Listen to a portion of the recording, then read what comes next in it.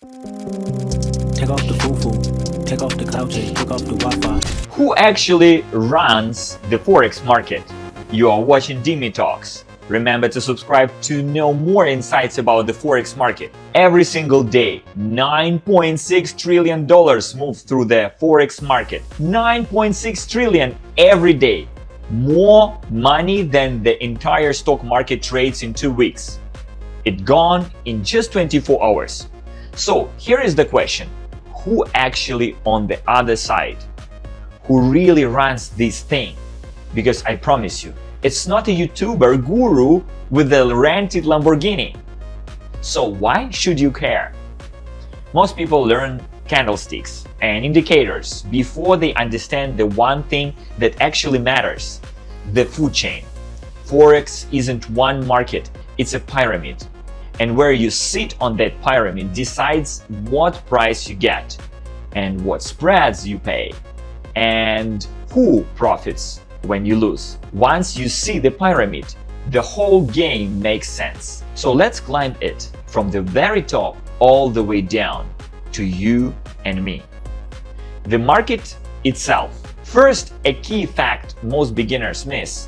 There is no Forex exchange, no building, no central floor like a New York exchange or Forex like a OTC, over the counter.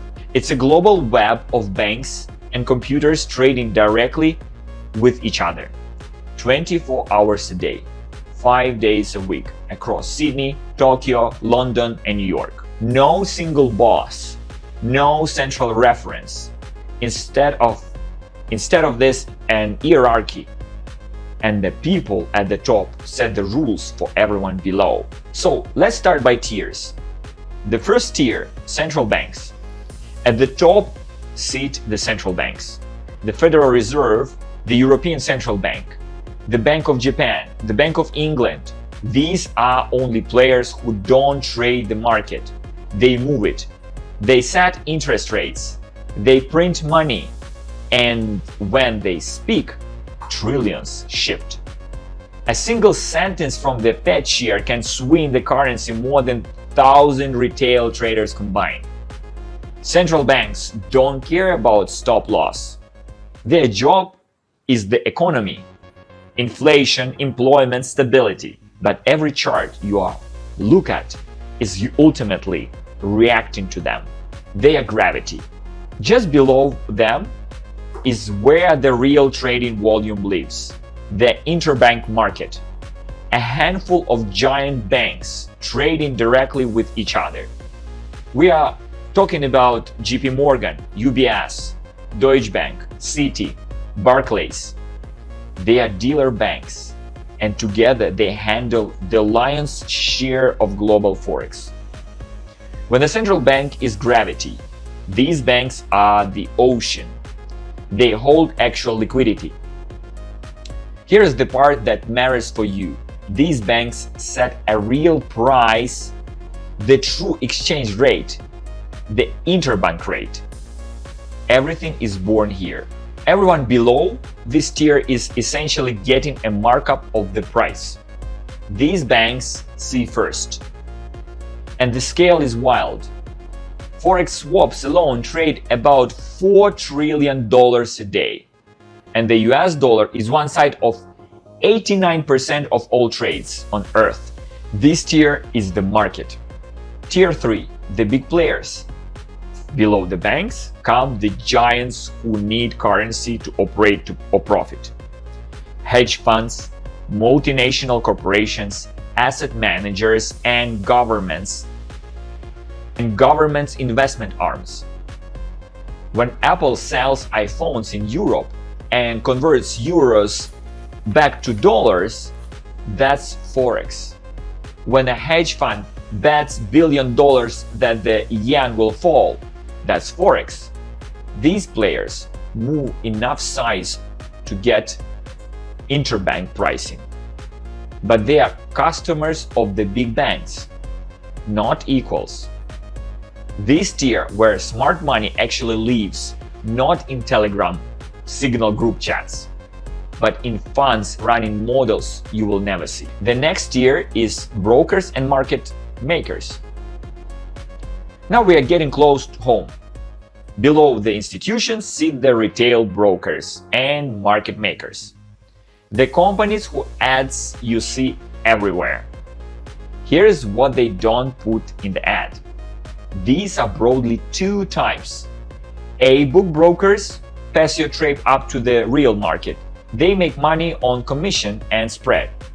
You win or loss doesn't hurt them.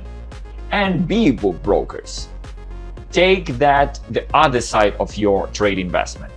They don't send it anywhere. When you lose, they win. And since most retail traders lose, B-booking can be extremely profitable. That doesn't automatically make broker a scam, but you need to know which model you are feeding. Your broker might literally be your opponent. And finally, at the bottom of the pyramid, us, retail traders, you and me, and millions of people on laptops and phones. Individually, we are tiny, a rounding error. We get the worst price, the widest spreads, and the least information. We are trading on data the tiers above us saw seconds or minutes earlier. That sounds brutal, but here is the flip. Being small is also an advantage. If you understand the pyramid, we don't move the market, so we can hide in it. We can wait. We can pick our moment. The institutions cannot. So let's summarize. Who runs the Forex markets? Central banks steer it. Big banks price it. Funds and corporations move it. Brokers stands between you and market. And retail traders, us, sit at the bottom, paying for the seat at the table. The traders who survive aren't the ones with the fanciest indicators. They are the ones who understand where they actually stand. And stop pretending they are playing the same game as the banks. You can't beat the pyramid, but once you can see it, you stop making the beginner mistakes that feed it. That's all for today. See you in the next one. We go to the level deeper, how big banks actually move price and the footprints they leave on the chart that you can learn to read. If this made the market make a little more sense, subscribe on our channel, so do not miss it. Dimitalk with you. See you in the next one. Thank you.